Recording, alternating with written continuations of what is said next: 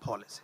But nevertheless, Your Excellency, this policy framework has served us since independence because we have been leaders in the peace frontier, and increasingly from 2002, we have been running on an economic diplomacy trajectory, as well as environmental trajectory, diaspora, as well as cultural diplomacy.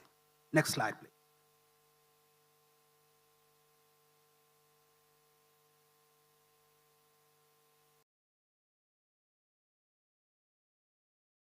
The next slide essentially captures, and I think it's a bit repetitive because we've discussed the reviewing the foreign policy.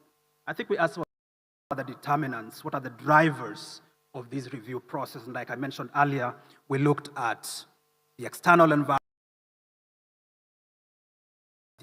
environment, our national ambitions captured in the bottom-up economic transformation agenda and Vision 2030. And we also looked, Your Excellency, at the demands from the bottom, from non-state actors and other institutions, all of which collectively influence the strategic direction of our diplomatic efforts. But more fundamentally, like I mentioned, since 2014, many global shifts have been witnessed and continue to shape foreign policies world over, including Kenya. Most fundamentally, Your Excellency, I think you recall in 2020 with COVID, the world suddenly turned its attention on the impact of health and the dangers that public health can pose on peace and security. And therefore, the nexus between global health and peace began to be examined. The other important factor in that regard, Your Excellency, is technology, the ubiquity of technology, and the fact that technology has now horizontalized access to information. The information available to government is more or less the information that is available to the citizen. And that has it has democratized the information space, but it has also created considerable challenges. Your Excellency, we have emerging areas of diplomacy, including parliamentary. Like I mentioned, Parliament is playing a very important role. The judiciary also, in the judicial interpretation of the law, is developing areas of diplomacy. The ocean is becoming a very important site for diplomacy. We have done a lot of conference-related diplomacy and public diplomacy. Your Excellency, we have, like I said, received views from all those actors, and we continue to evaluate and adapt our foreign policy for relevance and effectiveness. Next slide, please. So, Your Excellency, this is sort of the way we envision the new focus areas of our foreign policy. So away from the house of diplomacy, the house of foreign policy that we had in 2014, I don't know what this chart sort of triggers in our minds.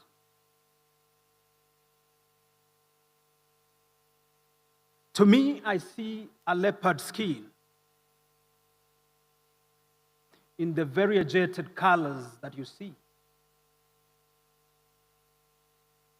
Is that to say that because the world has become even more complex and more unpredictable, we will be more adaptive, more agile, maybe even a little more camouflaged in order to deal with the habitats that is a world that is a lot more complex?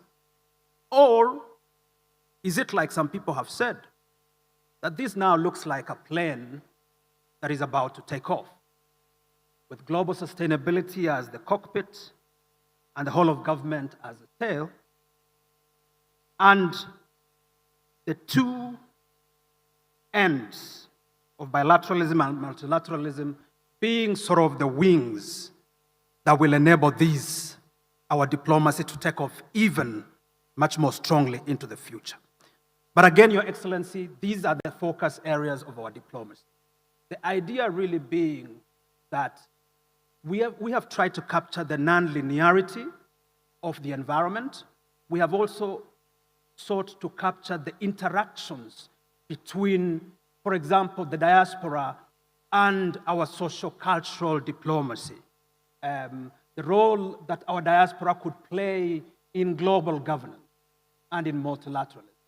But all of it, Your Excellency, is still anchored on the idea of driving the national interest. The hypothesis of this foreign policy is to argue that all these factors play a dynamic and interactive role in the furtherance of our foreign policy, resting on the idea that it will be driven by the whole of government, tapping and taking advantage of both our bilateral relations, which is mainly driven by our missions abroad and the missions that we host here, as well as the institutions of multilateralism that exist.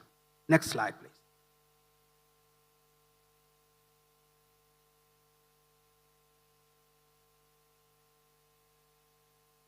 What we have in the next slides, Your Excellency, are really a breakdown of each of those areas, and I will not really take so much time in them. It is obvious, Your Excellency, that Kenya is a champion on peace and security. And this particular pillar, Your Excellency, or this particular focus area, aims to safeguard Kenya's sovereignty and territorial integrity, preserve democracy and fundamental human rights, and ensure the prosperity and well-being of our people.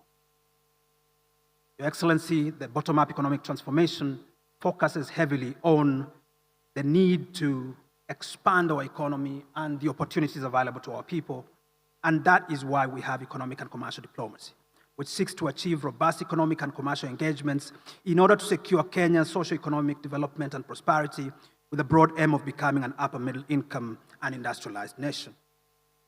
Your Excellency, you have prioritized intra-African trade and regional economic integration while strengthening trade and commercial engagements globally. In this area, Your Excellency, of economic and commercial diplomacy, we have sites of trade and investment, tourism, creative economy, conferencing, amongst others. Thirdly, Your Excellency, the issue around sustainable oceans. Let's move to the next slide.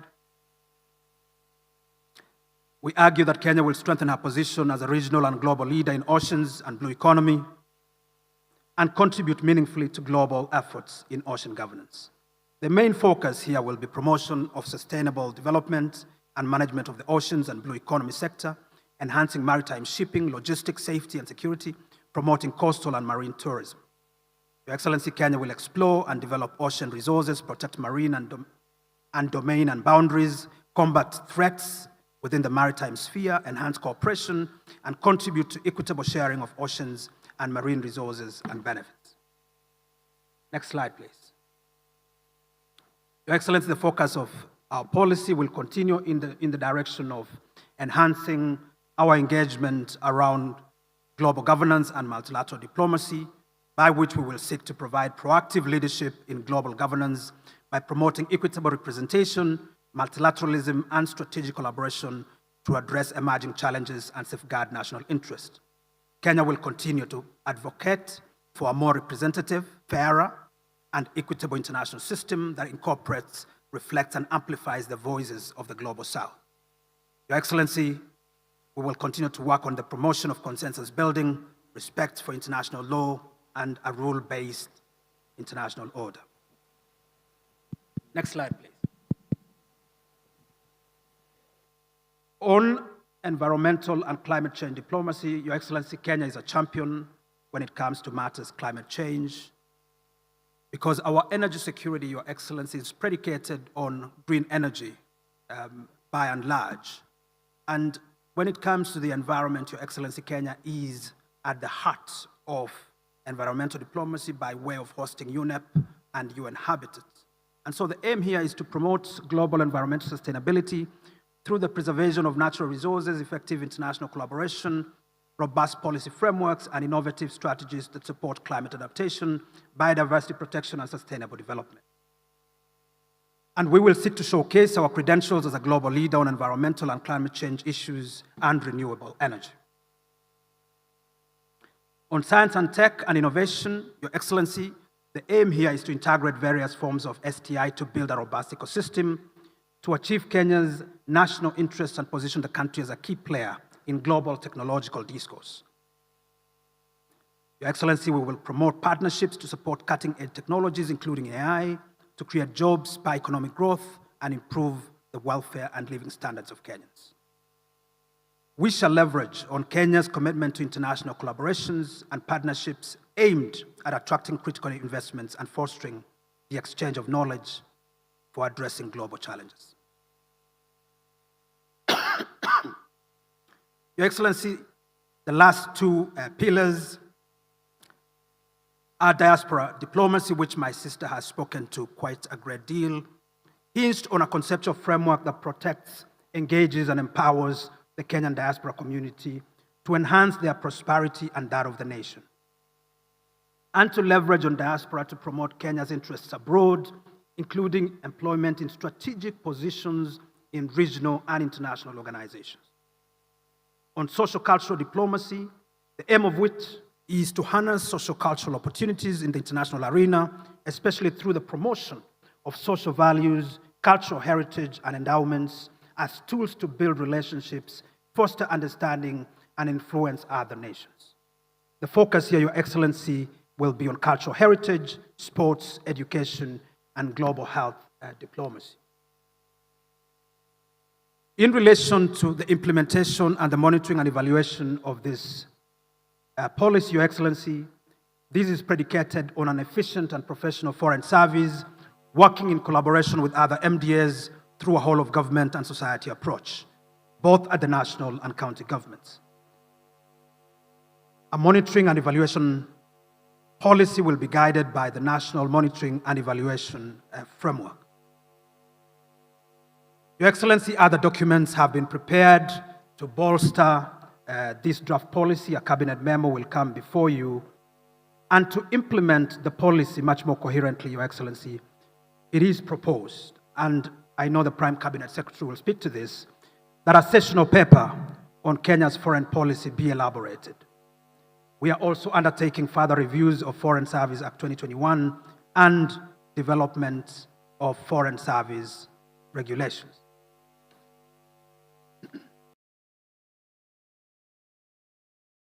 Intend, with your permission and your blessing, to launch the Kenya foreign policy. Thereafter, or rather we intend to launch the drafts, and then thereafter that draft will go before Cabinet, which will give rise to the development of a sessional paper, a revised act, and foreign service regulations. Your Excellency, last, we will engage in a sensitization exercise by which we will engage Kenyans on the new Kenya's foreign policy. Your Excellency, that is in a nutshell the draft foreign policy that we seek to present to you. And now, without further ado, allow me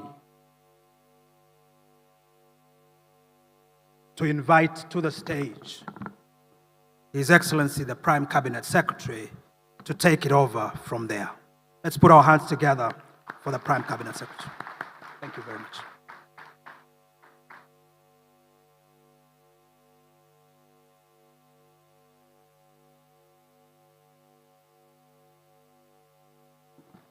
Your Excellency, the President of the Republic of Kenya, Dr. William Samoei Ruto, Your Excellency, the Deputy President, the Honorable Kindiki Kithure, my colleagues in government,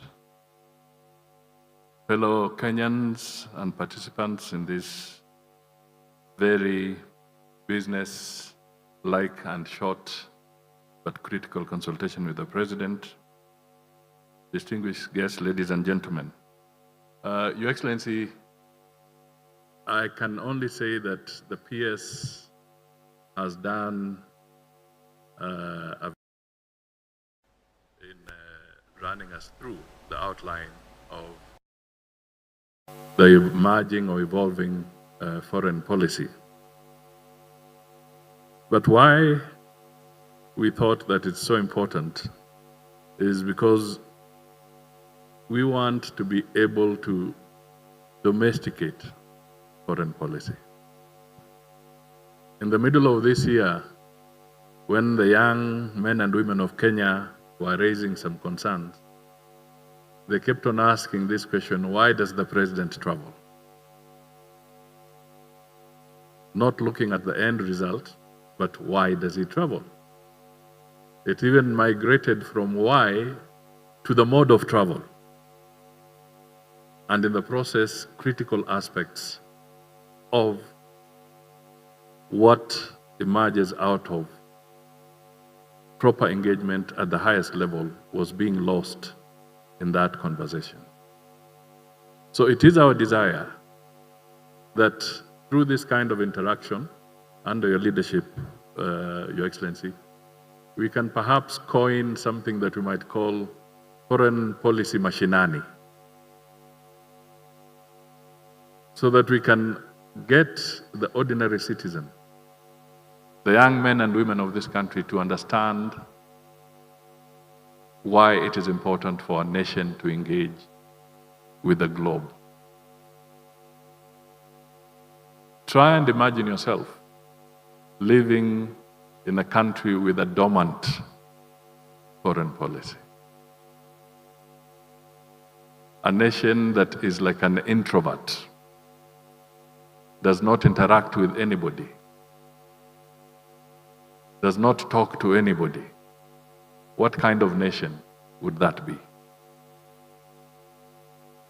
So, as we look at what has happened, the reality is that the President of Kenya, in the 2.5 years or so since he took over, have dramatically reprofiled Kenya's image in the international arena. I can speak with confidence because I've made so many trips. And the question in some of these fora is that, and what does Kenya say? What does Kenya think? That is important. For you, some of you who are politicians here, you know how it feels when you are at a public rally and a particular speaker speaks, and then when he walks away and leaves the arena, and you find the audience disappearing with him. It happens. But Kenya is becoming a pivotal state, a reference center, a nation where people want to know and ask and seek guidance from. That does not come easy, neither does it come lightly. So through this kind of conversation, how do we anchor Kenya's foreign policy? Through this conversation, how do we support it?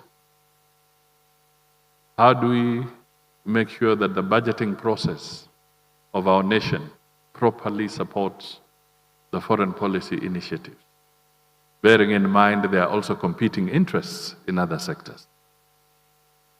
These are issues that can only come through if we build sufficient consensus and be able to direct and know that what we are looking for has an impact on our people. So, Your Excellency, I was not setting you up, but I was just saying, they were asking, why do you travel? And that was a very telling statement. It meant that there's a communication gap that we need to fill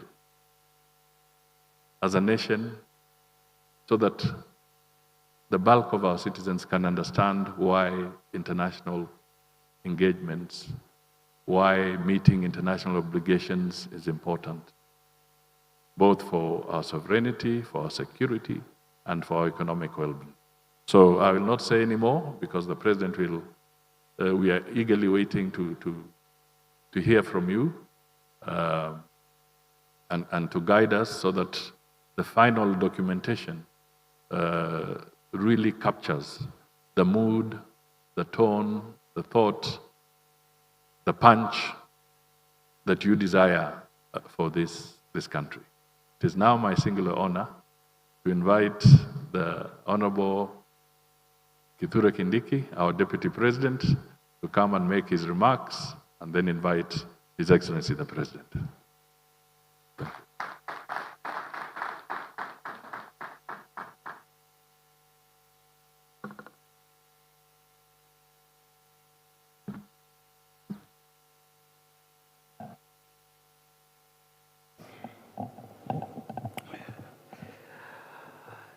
Your Excellency, President William RUTO, and all the dignitaries present here, colleagues, ladies and gentlemen, fellow Kenyans. Your Excellency, the last 2 years, you've profiled our country tremendously across the world. No wonder the statements which my brother here, PCS, has made are the sentiments that are not only prevailing in Kenya, but also out there. And that's how it should be. Because, Your Excellency, other than being president and the CEO of our country, you're also our head of state and our chief diplomat, and the embodiment of what Kenya is, its values, and what its interests are. Your Excellency, this forum, and I want to congratulate the Foreign Affairs Ministry led by PCS Musalia and the PSs and everyone who has participated in this. This forum is a point of reflection and introspection on, number one, what is our national interest? And that question we will ask for as long as Kenya exists. It's not a one-off thing that we define and that's it. We have to keep on asking, what is our national interest? And as the ministry has presented through this draft and the stakeholders who prepared this draft, our national interest lies in some of the most sacred and bedrock principles that are espoused in our Constitution, including, but not limited to, the inviolability of our country. And everywhere, every inch of Kenya, where the flag flies and where the national anthem is sung, that space called Kenya is inviolable. It is the embodiment of our pride and should be protected at all costs. But it's also about our values, which is the software that runs Kenya, our culture, and our aspirations. Thirdly, it's also reflected in the bottom-up economic transformation agenda and Vision 2030, which aspires to provide a more inclusive country and greater sharing of the wealth and the resources of Kenya to benefit the entire population of Kenya and to pull as many people from our homeland, from dehumanizing poverty and sharing the ecological, natural, and the other resources that are available in our country to the benefit of as many people as we can. Your Excellency, that's the national interest, in my view. But it's also about the security and stability of our country. That leads me, as I move towards the conclusion of these remarks, to also say this, our national interest, is essential to our national survival. And therefore, this foreign policy is about the sustainability of our country in the decades and centuries to come. What is that that will make Kenya survive in this very complex, competitive, and insecure world, many decades when this generation might not be here, many centuries, obviously when all of us will not be here. Is it not in making sure our country is stable as you continue to lead us, Your Excellency?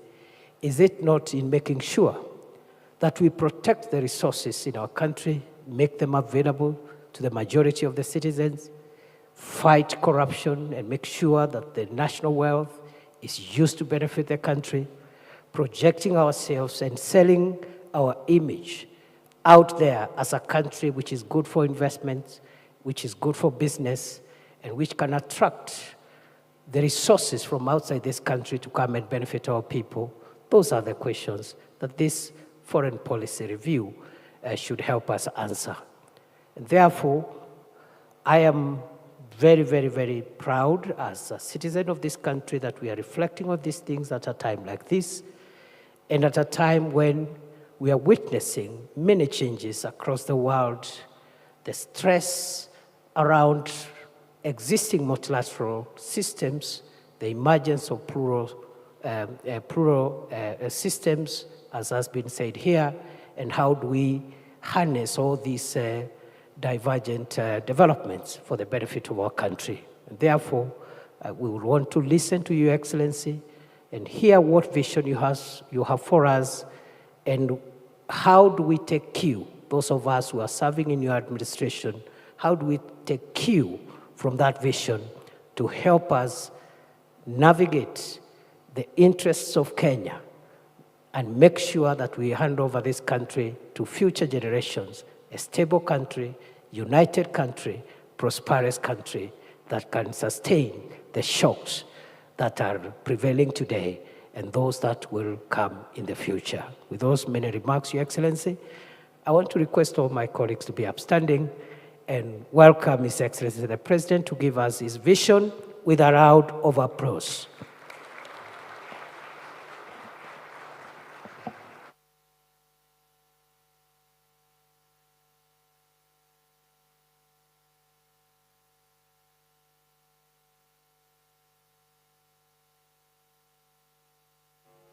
Thank you very much. Ladies and gentlemen, let's take our seats. Asanteni sana.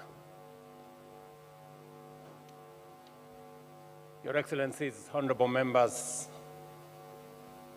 fellow Kenyans, let me first take this opportunity to congratulate the team led by our Prime Cabinet Secretary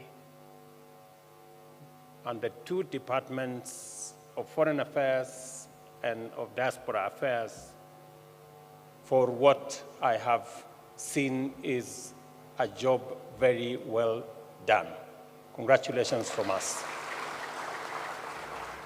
And today we mark a significant milestone in the crucial process of reviewing and consolidating our foreign policy into a comprehensive document. This policy reflects our strategic responses to global imperatives at both bilateral and multilateral levels, defines the values and principles driving our responses, and articulates our objectives as a nation. This transformation is timely, coming at the expiry of the shelf life of our 2014 foreign policy document that had been developed again in a concerted effort the way this one has been. Our foreign policy must align with the dynamic realities of both domestic and the international environment. Kenya's pursuit of national economic transformation necessitates a forward-looking, robust, patriotic, and people-centered foreign policy that will attract investments and secure our country's rightful place on the global stage. At its core, Kenya's foreign policy is more than the management of relations with other nations. It's about shaping a destiny for present and future generations that aligns with our national interests. This policy, therefore, ensures that diplomatic engagements deliver tangible benefits to every Kenyan, unlocking the power of cooperation of a shared vision for a prosperous and nation. The time has come to dismantle the barriers that have traditionally confined foreign affairs. Instead, we must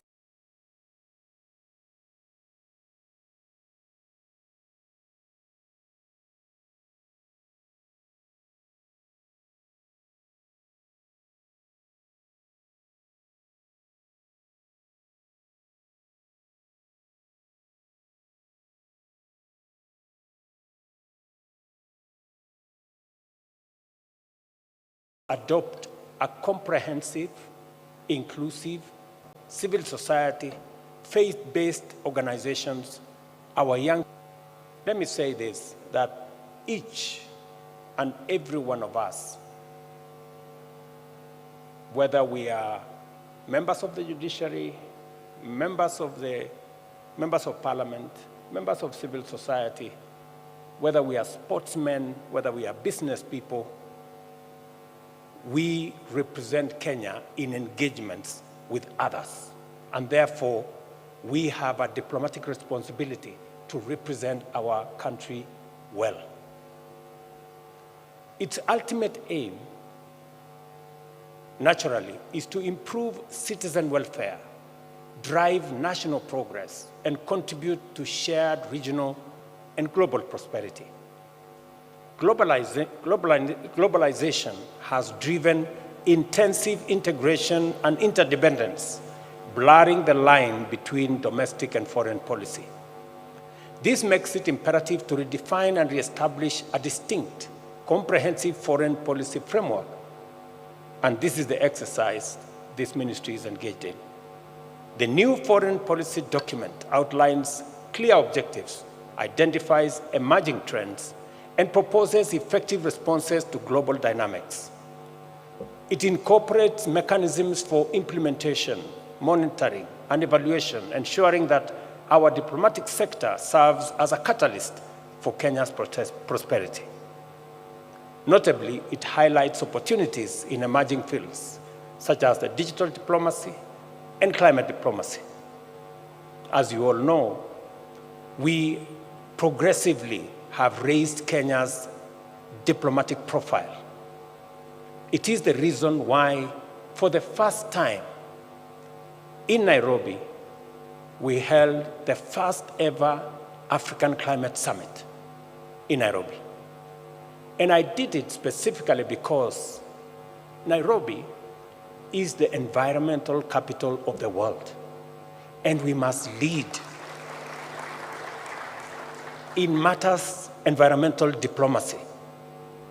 It is the reason why our voice as a country is counted on by our African friends, by the global community, and we carry the weight of the fact that Kenya hosts the United Nations Environmental Program, and it is the reason why we have leveraged on it to raise the profile of our country and to make sure that Kenya plays in the right league.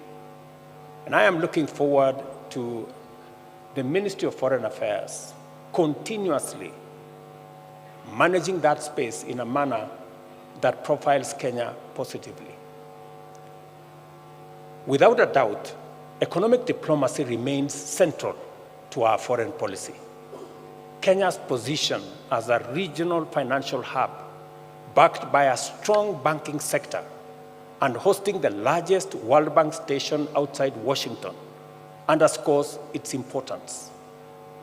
Recent engagements, including the African Development Bank and IDA summits, have emphasized the critical role of the private sector, youth, and civil society in economic diplomacy. When I was requested by the World Bank to host the IDA negotiations in Nairobi, when I was requested by the president of the Africa Development Bank to also host their summit in Nairobi, it demonstrated Kenya's new profile as a destination and as a voice for economic diplomacy. We must build on it, we must leverage on it, and whatever it is that we are doing, whether it is with the World Bank or the Africa Development Bank, must eventually accrue benefits to the people of Kenya. Our foreign policy must, therefore, advance the strategy of creating more and better trade and economic opportunities for industries and enterprises, with a special focus on the empowerment of small and medium enterprises and the inclusion of marginalized groups such as young people, women, and persons living with disability. In so doing, our foreign policy dovetails with a bottom-up economic transformation agenda. To benefit from this complementarity and alignment, it is time for us to be imaginative in order to enhance the capacity and the efficacy of our missions abroad and use them to promote trade and promote investment and position Kenya as appropriately as they can. Our nation's reputation as a dependable peace and security actor is a source of pride. Kenya has established strong credentials in the area of regional, Pan-African, and global peace and security engagements and operations. Our long-standing tradition of effective peacemaking, peace building, and peacekeeping has defined us as a force of common good in our region, in our continent, and globally. And sustaining this positive legacy is an important strategic priority for us. I expect the ministry to continuously focus in this space. It is the reason why we are engaged in all the interventions. Now in South Sudan, we're also engaged in the main Sudan. We are engaged in Somalia. We've just come out of DRC.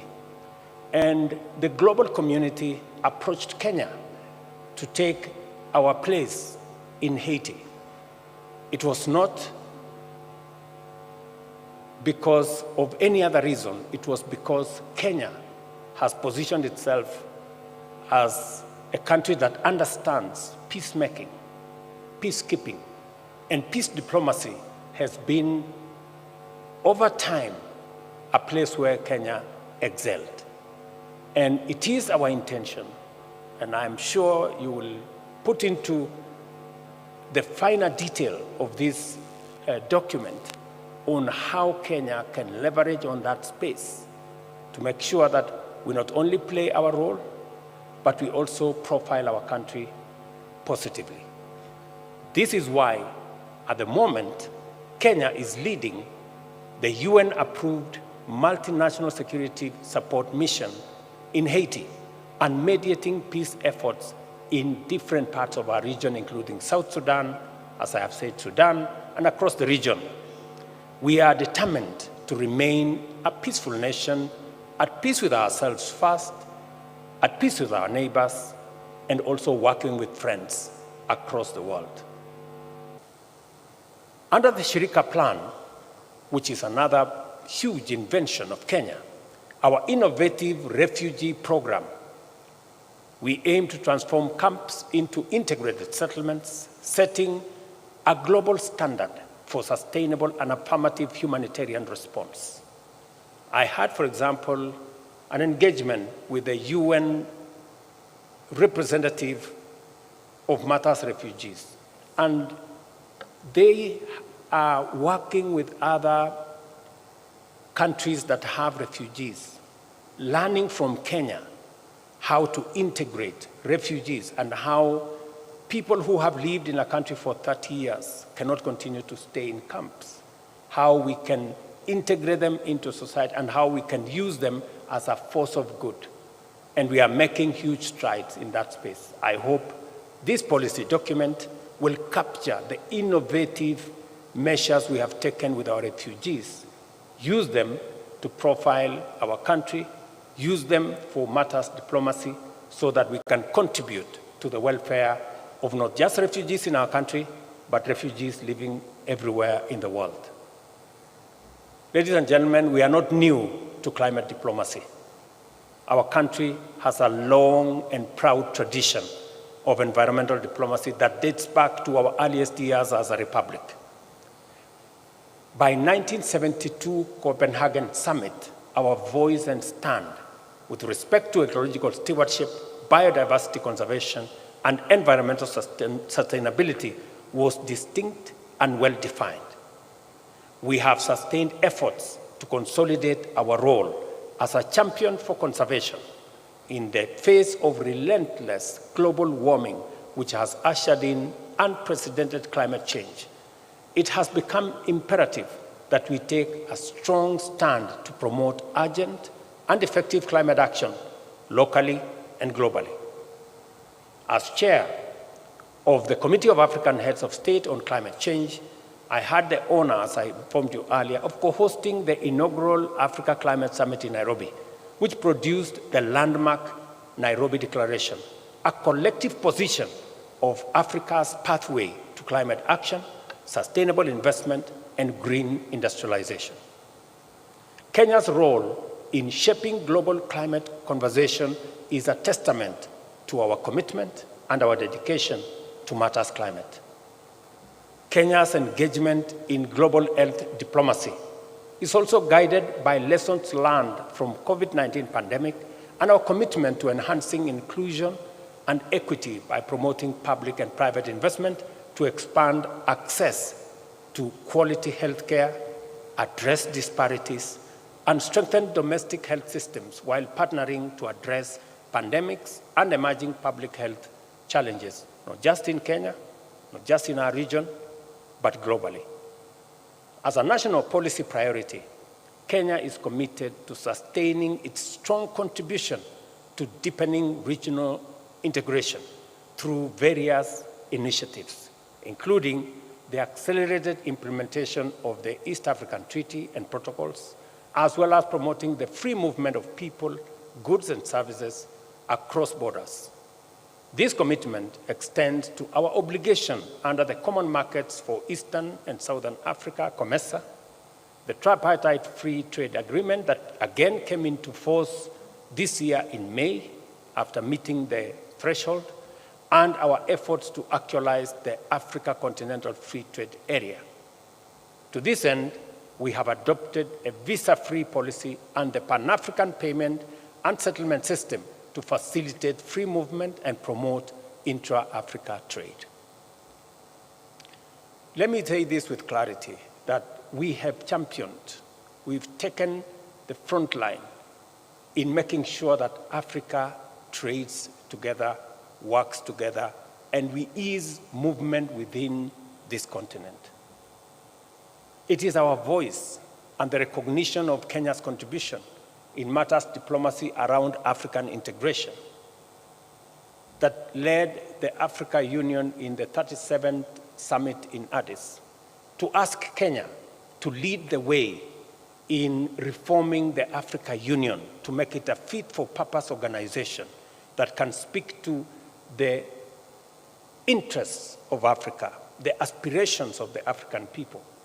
And I want to promise you that I am putting together the report after meeting several stakeholders, and in February, I will be filing the first report to see how we can make the Africa Union a fit-for-purpose organization to drive our integration, to drive our investment and trade, and to make sure that we position our continent as we position Kenya in the right trajectory as we look into the future.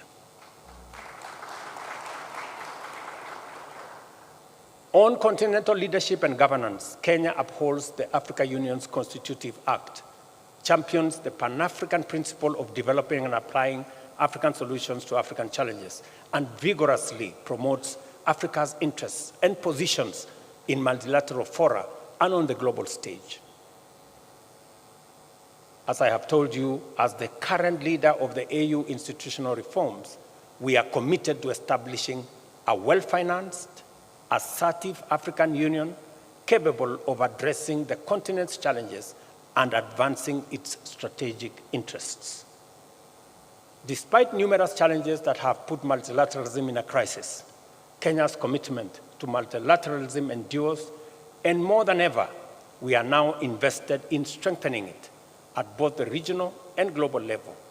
In all these endeavors, our positions are firmly aligned with the founding principles and constitutive instruments of the African Union and the United Nations, while being guided by our national interest. As a member state and host country to major international institutions, including the UN, Kenya has a strong interest in championing for their further empowerment and reform. And that is why I have been in the forefront. And we have been as a country in the forefront in championing the reform of international architecture, whether it is the UN Security Council, multilateral banks and financial institutions, because we need to make them fairer, we need to make them much more responsive, and Kenya has a stake because we host the only UN headquarters in the Global South here in Nairobi, and therefore our voice matters. We can speak authoritatively as a country on matters UN, on matters reform of the UN, on matters reform of the financial architecture of the world we live in today, because we have a first-hand experience on handling matters UN in Nairobi. And I am very proud that the UN headquarters in Nairobi is now going to be upgraded so that we can have better facilities to be able to deliver on the mandate that the UN facilities in Nairobi have been assigned. During the recent UN General Assembly Summit of the Future, Kenya reaffirmed the need to reform multilateral organizations and restructure the global financial architecture as a key to ushering our people into a just, inclusive, sustainable, and prosperous future. We firmly believe that the current financial system grossly underserves the deserving majority of the world's population and exacerbates economic crises and inequalities, with 1 in 3 developing countries at the risk of debt default. As a matter of policy, Kenya advocates for the establishment of a fairer and a more equitable financial system. And I am very proud of the strides we have made. There was a time people did not want to listen. Now we've taken the turn, and everybody now accepts that something must be done. I am happy that at the last, we are able to launch this foreign policy document, which celebrates our diplomatic achievements, analyzes current and emerging global dynamics, and also offers firm strategic guidance on the ways and means of undertaking successful initiatives. I've also seen its implementation requires collaboration across all arms of government. I commend the Office of the Prime Cabinet Secretary and the Ministry of Foreign and Diaspora Affairs for their thorough, consultative, and inclusive manner in which they have undertaken their work, and call upon all of us, all the stakeholders, both in private and public, as well as our local, regional, and international partners to collaborate with us and ensure the successful implementation of this policy. As we embrace this new foreign policy, let us remember that the future is not inherited. The future is created. Through the power of our patriotism, concerted effort, and the strategic framework provided by our foreign policy, we must aim to keep Kenya's flag flying high, to inspire pride and hope, and symbolize Africa's true renaissance. Diplomacy is a field rooted in tradition and techniques that safeguard national interest while uplifting humanity, embodying Kenya's identity as a nation committed to peace, proudly African, and dedicated to global prosperity. Guided by this policy framework, let us get to work in preparing our nation for the dynamic geopolitical landscape that is before us. This foreign policy offers an opportunity to rise and navigate the challenges of a complex world order with a lot of confidence and equally a lot of clarity. I am confident that the work that has been done by our team at Foreign Affairs and Diaspora Affairs is a good document. We look forward to taking it through the necessary processes, both in Cabinet, subsequently to Parliament, and also putting together a sessional paper that will also give fresh impetus to our foreign policy and expand its input to include that from our counties and all the other stakeholders that have been listed by the document. I wish you the very best as we focus on this space that seeks to elevate our participation, our collaboration, and also our partnership with as many a field, whether it is a multilateral field, whether it is on bilateral engagements, and now we are being told there is one called plurilateral engagements. So that whole space and whatever it contains, this document will help us navigate in that space. We will input when the document comes to Cabinet. I am sure Cabinet will also inform this document as has been informed by others, so that we can end up with a document that is fit for not just the present, but also articulates with clarity the medium and the future that we all aspire to. Thank you very much. God bless you. God bless our great country, Kenya. Asanteni sana. Thank you very much, Your Excellency. And with your permission, Your Excellency, allow me to invite the Kenya Policy Review Committee for a quick photograph. Let us kindly take our seats briefly. If we can kindly take our seats briefly. Let's have the Kenya Policy Review Committee, also to be joined by His Excellency, the Deputy President, His Excellency, the Prime Cabinet Secretary, the two chairs from National Assembly, Honorable Haika and Honorable Koech. Kindly, if you can also join in this picture as we get to the close and the end of this particular session.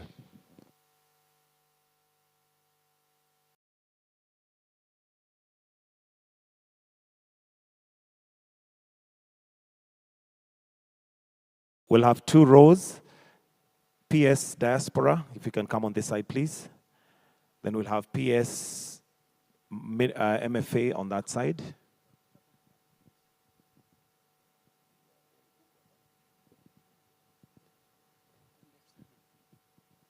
Then if we can each at the back just take a gap in between.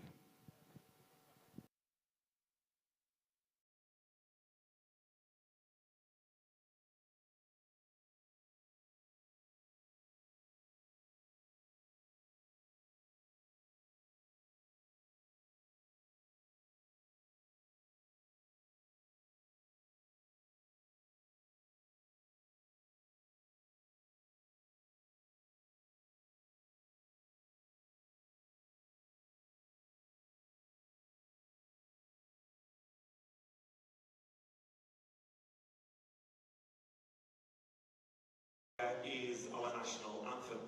So if there be any that are still seated, please let's be upstanding as we prepare to finish with our closing prayer, which is the national anthem.